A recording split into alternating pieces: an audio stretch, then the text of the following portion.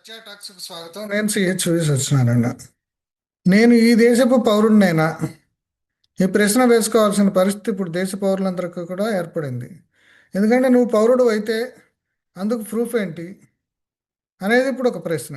అంటే ఇప్పటి వరకు మనం అందరం ఏమనుకుంటున్నాం అంటే ఇప్పుడు పాస్పోర్ట్ అనేది ఒకటి ఉంటే, పాస్పోర్ట్ ఉంటే మనం అందరం కూడా ఇండియన్ సిటిజన్స్.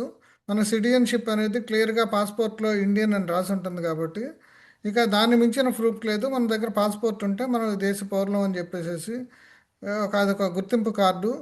దాంతో ఇక మనం ఎవరికి ఎవరిని అడిగితే అది చూపిస్తే సరిపోతుంది అని అనుకుంటున్నాం. అట్లాగే ఇప్పుడు విదేశాల్లో అమెరికా లేదంటే ఇతర దేశాల్లో మనం ఆ, వీసా స్టాంపింగ్ ఉన్న పాస్పోర్ట్ని తీసుకెళ్ళినప్పుడు కూడా అక్కడ మీరు ఏ దేశం నుంచి వచ్చారు అనే ప్రశ్న వాళ్ళకి ఉత్పన్నం అయినప్పుడు కూడా మన జాతీయత నిరూపించుకోవడానికి పాస్పోర్ట్ అనేది ఒక ప్రూఫ్.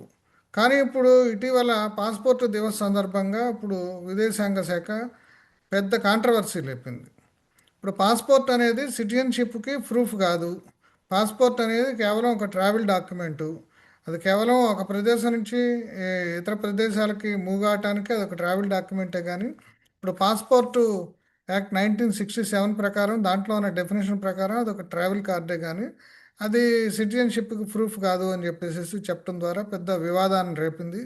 దీంతో అసలు ఈ దేశంలో పౌరుల్ని తన పౌరసత్వాన్ని నిరూపించుకోవడానికి ప్రభుత్వం కఠినమైన నిబంధనలు ఏర్పాటు చేస్తుందా, దాన్ని కష్టతరం చేస్తుందా? ఎక్కడైనా సరే ఏ దేశంలో అయినా సరే తన పౌరసత్వాన్ని పౌరుడు నిరూపించుకోవాల్సిన పరిస్థితి రావటం కంటే దురదృష్టకరం ఇంకోటి ఉండదు. ఎందుకంటే నీ తల్లి కడుపు నువ్వే పుట్టావా, లేదంటే ఈ భారతమాత కడుపు నువ్వే పుట్టావా అనే ప్రశ్నకి సమాధానం చెప్పుకోవటం కంటే కూడా ఇంకా దురదృష్టకరమైన పరిస్థితి ఏం రాదు, ఇంకేమీ లేదు. ఇటువంటి పరిస్థితిని ఇప్పుడు ఎన్డీఏ ప్రభుత్వం కల్పిస్తుంది అని అనిపిస్తుంది. జనరల్గా ఇప్పుడు ఎవరికైనా సరే పౌరసత్వం అనేది ఎట్లా వస్తుంది?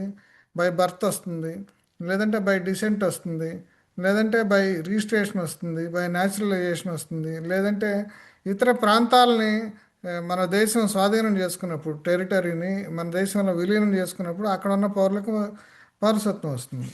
అంటే ఇవన్నీ ఖచ్చితంగా క్లారిటీ ఉంది, సిటిజన్షిప్ యాక్ట్లో క్లారిటీ ఉంది. ఇప్పుడు అయితే పౌరసత్వానికి సంబంధించిన ఒక డాక్యుమెంట్ తీసుకోవాలి. పౌరసత్వాన్ని ప్రూవ్ చేసుకునేందుకు ఎప్పుడు మనం విదేశాల్లో ఉన్నప్పుడు మనం పాస్పోర్ట్ని జేబులో పెట్టుకున్నట్టు ఏదో ఒక సిటిజన్షిప్కి సంబంధించిన గుర్తింపు పత్రాన్ని మన జేబులో పెట్టి తిరగాల్సిన పరిస్థితి వస్తుందని ఇంతవరకు ఎవరు ఊహించలేదు.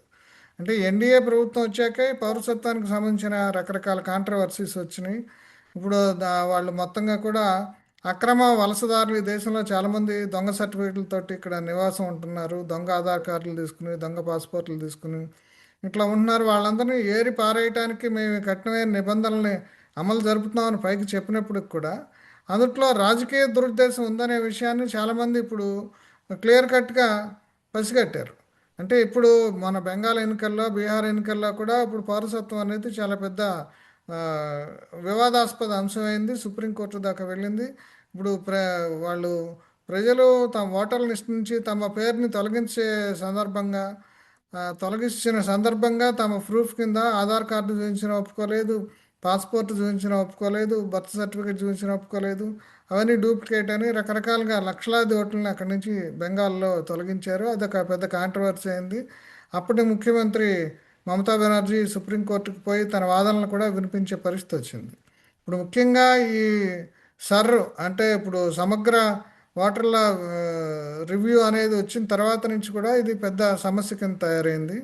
అయితే ఇప్పుడు ఏంటి అసలు ఆ, తన పౌరసత్వాన్ని నిరూపించుకోవడానికి పాస్పోర్ట్ కాకపోతే నెక్స్ట్ ఆల్టర్నేటివ్ ఏంటి? ఆధార్ కార్డా, లేదంటే రేషన్ కార్డా, లేదా పాన్ కార్డా, లేదంటే ఓటర్ ఐడి కార్డా?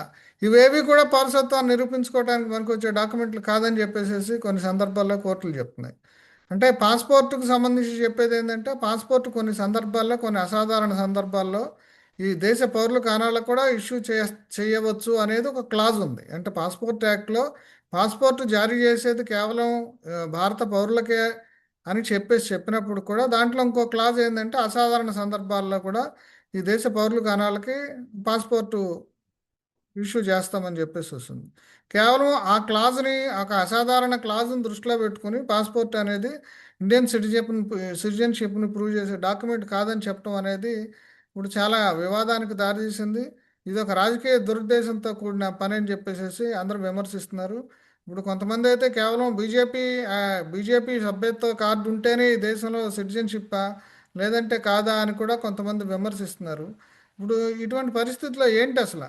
ఇప్పుడు ఆధార్ కార్డు అంటే ఏం చెప్తున్నారు? ఆధార్ కార్డు అనేది కేవలం ఆ, ఒక కొన్ని సబ్సిడీలకి వీటికి సంబంధించిన వ్యవహారాలు, లేదంటే కొన్నిటికి సంబంధించిన వాటికే ఆధార్ కార్డు ఇచ్చామని చెప్పేసి చెప్తున్నారు. పాన్ కార్డు ఏమో ట్యాక్స్ చెల్లింపుల కోసం అని చెప్తున్నారు. రేషన్ కార్డు ఏమో కేవలం రేషన్ కోసం అని చెప్తున్నారు. ఇప్పుడు పోనీ ఓటర్ నమోదు కార్డు అంటే అది అన్నింటికంటే ముఖ్యమైన ఆ, ఒక గుర్తింపు కార్డు. ఎందుకంటే మన ఓటర్ లిస్ట్లో మన పేరు ఉంటేనే మనం ఏమనుకుంటాము, మనం ఈ దేశ పౌరులం కాబట్టి మనకు ఓటు హక్కు వచ్చింది, ఓటర్ లిస్ట్లో మన పేరు ఉంది, దాని తాలూకా ఐడి కార్డు ఉంది కాబట్టి మన పౌరసత్వానికి డోకా లేదనుకుంటాం. చాలామంది అసలు ఆ ఓటర్ లిస్టులో ఈ మధ్యకాలంలో పేర్లు తొలగించిన సందర్భంగా కూడా చాలామంది వృద్ధులు, పాత తరానికి చెందిన వాళ్ళందరూ కూడా అసలు మేము బతుకున్నట్ట చనిపోయినట్ట, ఓటర్ కార్డులో నుంచి మా పేర్లు తీసేయటం మమ్మల్ని చంపేయటమే కదా బతుకుండంగానే అని వాపోయిన పరిస్థితులు కూడా ఉన్నాయి. ఇటువంటి పరిస్థితుల్లో ఇప్పుడు ఈ ఆ, విదేశాంగ శాఖ ఈ కొత్తగా కాంట్రవర్సీని రైజ్ చేయటం, పాస్పోర్ట్ అనేది ఒక ట్రావెల్ డాక్యుమెంట్ మాత్రమే, అది పౌరసత్వ నిరూపణ కాదు అనేది స్టేట్మెంట్ ఇవ్వటం ద్వారా ఇప్పుడు కొత్త కాంట్రవర్సీని లేవదీసింది. అది కేవలం ఆ శాఖ ఏదో ఆషామాషిగా ఇచ్చిన స్టేట్మెంట్ కాదు, దాని వెనుక పెద్ద రాజకీయ దురుద్దేశం ఉంది. ఈ దేశంలో ఆ, తమకు నచ్చని వాళ్ళని, అంటే ఇప్పటి వరకు కేవలం మైనారిటీల్లో ముఖ్యంగా ముస్లింలని ఇక్కడ ఆ, ఇక్కడి వాళ్ళ ఓటు హక్కును తొలగించడానికి, అట్లాగే బీజేపీకి ఓటు వేయని వాళ్ళకి మాత్రమే ఆ, ఓటు వేయని వాళ్ళ అనే రోల్స్ నుంచి తొలగించడానికి ఈ రకమైన సిటిజన్షిప్ అనే ఒక వంకని, అంటే సిటిజన్షిప్ ప్రూవ్ చేసుకోవటం అనే వంకని ఇప్పుడు బీజేపీ ప్రభుత్వం ఉపయోగిస్తుందనే విమర్శ ఇప్పుడు దాకా వస్తుంది. ఇప్పుడు నెక్స్ట్ పంజాబు, గోవా అటువంటి రాష్ట్రాల్లో ఎన్నికలు జరగబోతున్నాయి. అక్కడ ఇటువంటి సిటిజన్షిప్కి సంబంధించిన కఠినమైన నిబంధనలు అమలు జరపడం ద్వారా ఇప్పుడు బీజేపీకి ఓటు వేయని వాళ్ళు, ఓటు వేయరు అనుకున్న వాళ్ళందరి వాళ్ళకి సంబంధించిన సిటిజన్షిప్ నిరూపించుకోవటం అనేది బాగా కఠినతరం చేసి వాళ్ళని ఓటర్ జాబితా నుంచి వాళ్ళ పేర్లను తొలగించాలనే దురుద్దేశంతో బీజేపీ ప్రభుత్వం ఉందని చెప్పేసి విమర్శలు వస్తున్నాయి. ఈ ఇటువంటి ముఖ్యంగా ఈ ఈ అసలే దేశంలో ఈ సరుకు సంబంధించిన కాంట్రవర్సీ, ఇవన్నీ సిఏఏకి సంబంధించింది, ఎన్ఆర్సీకి సంబంధించిన రకరకాల పరిణామాలు జరుగుతున్న నేపథ్యంలో విదేశాంగ శాఖ ఈ రకంగా స్టేట్మెంట్ ఇవ్వటం, పాస్పోర్ట్ అనేది ఆ, ఇండియన్ సిటిజన్షిప్ను ప్రూవ్ చేసుకోవడానికి ప్రూఫ్ కాదని చెప్పడం ద్వారా ఆ, చాలా పెద్ద కాంట్రవర్సీకి దారితీసింది. పౌరులు ఎవరికి వాళ్ళే తాము ఏంటి అసలు తాము ఏం చేయాలి? ఎందుకంటే ఈ దేశంలో కేవలం ఒక 10 కోట్ల మందికి మాత్రమే ఈ పాస్పోర్ట్లు ఒకవేళ చూపించిన 9.5 నుంచి 10 కోట్ల పాస్పోర్ట్లు మాత్రమే ఉన్నాయి. ఎందుకంటే ఎవరో ఈ దేశంలో పాస్పోర్ట్ తీసుకోవాల్సిన అవసరం ఉంటుందని, పాస్పోర్టు పట్టుకు తిరగాల్సిన అవసరం ఉంటుందని, పాస్పోర్టు ఆ, పట్టుకు తిరిగి ఎవరిని అడిగితే తమ పౌరసత్వాన్ని నిరూపించుకోవాల్సి వస్తుందని ఎవరూ అనుకోలేదు. కేవలం విదేశాలకు వెళ్ళే వాళ్ళు, ఆ అవేర్నెస్ ఉన్నవాళ్ళు, అవసరం ఉన్న వాళ్ళు మాత్రమే పాస్పోర్ట్లు తీసుకుంటున్నారు. సరే, ఇంకా నెక్స్ట్ ఇప్పుడు ఇంకొకటి తీసుకుంటున్నారు. కానీ ఇప్పుడు ప్రతి వాళ్ళు పాస్పోర్ట్ తీసుకునే ముందు దాంట్లో చాలా వెరిఫికేషన్ ఉంటుంది. పోలీసు ఇంటికి వస్తారు. ఇప్పుడు మనం ఏ డాక్యుమెంట్స్ అని సబ్మిట్ చేసామో, బర్త్ సర్టిఫికేట్ కానీ లేదా 10th క్లాస్ సర్టిఫికేట్ కానీ ఇంకా ఇతర పత్రాలు ఏమన్నా సరే వాటన్నిటిని వెరిఫై చేసుకుంటారు. పాస్పోర్ట్ ఆఫీసర్కి మనం సప్లై చేసినవన్నీ మన దగ్గరకు వస్తారు. పక్కన ఒక ఇద్దరు సాక్షి సంతకాలు తీసుకుంటారు. రకరకాల ఎఫిడవిట్లు ఇవన్నీ కూడా దాఖలు చేయాల్సి ఉంటుంది. ఇంత వెరిఫికేషన్ తర్వాత చేసిన ఆ, ఆ, ఇచ్చిన పాస్పోర్ట్లో ఉన్న ఇండియన్ అనే ఒక మాటని ఇప్పుడు అది చెల్లదు అని చెప్పేసి విదేశాంగ శాఖ చెప్పడం అనేది చాలా దురదృష్టకరంగా చాలామంది భావిస్తున్నారు. దీని మీద పలు విమర్శలు వస్తున్నాయి. అట్లాగే ఇప్పుడు ఆధార్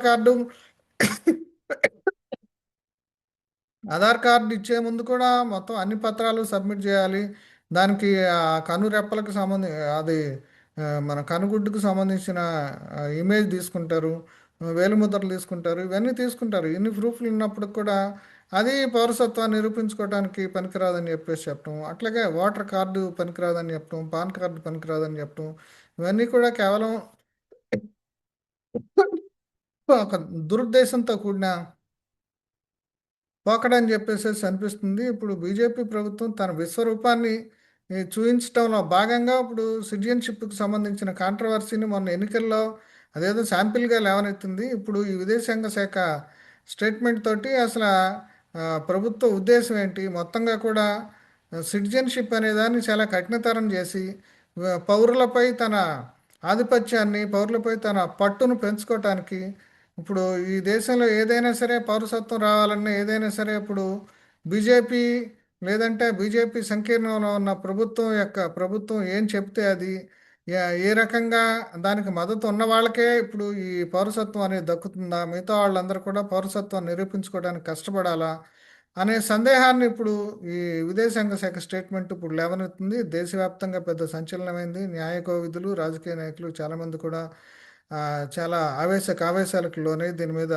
తీవ్రమైన విమర్శలు చేస్తున్నారు. దీనిపైన ప్రభుత్వం తక్షణం క్లారిటీ తీసుకొచ్చి అసలు ఇప్పుడు సిటిజన్షిప్ను ప్రూవ్ చేసుకోవడానికి ఏదైనా ఒక డాక్యుమెంట్ని ఇప్పుడు అంటే విదేశాల్లో అమెరికా లాంటి దేశాల్లో కొన్ని ఉంటాయి. అంటే సోషల్ సెక్యూరిటీ కార్డో లేదంటే సపరేట్గా కార్డ్స్ ఉంటాయి. ఇప్పుడు ఈ దేశంలో కూడా అట్లాంటి కార్డును ఒకటి తయారు చేయాలని అద్వానీ ఉన్నప్పటి నుంచి కూడా, అద్వానీ యాక్టివ్గా ఉన్నప్పటి నుంచి కూడా అనుకున్నారు. దాంట్లో భాగంగానే ఇప్పుడు ఆధార్ కార్డు ప్రాథమికంగా ఇప్పుడు పౌరులందరికీ ఏదో ఒక నెంబర్ ఇవ్వాలనే ఉద్దేశంతోనే తీసుకొచ్చారు.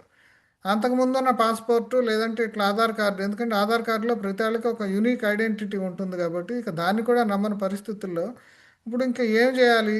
ఇప్పుడు అసలు ప్రభుత్వం దురుద్దేశంతో కాక ఇంకే ఉద్దేశంతో ఈ సిటిజన్షిప్కి సంబంధించిన కాంట్రవర్సీని లేవనెత్తుంది. ఇప్పుడు తిండి పెట్టినా తిండి పెట్టపోయినా ఇప్పుడు లేదంటే ఉద్యోగం ఇచ్చినా ఉద్యోగం ఇవ్వకపోయినా పౌరులందరూ కూడా సహించారు.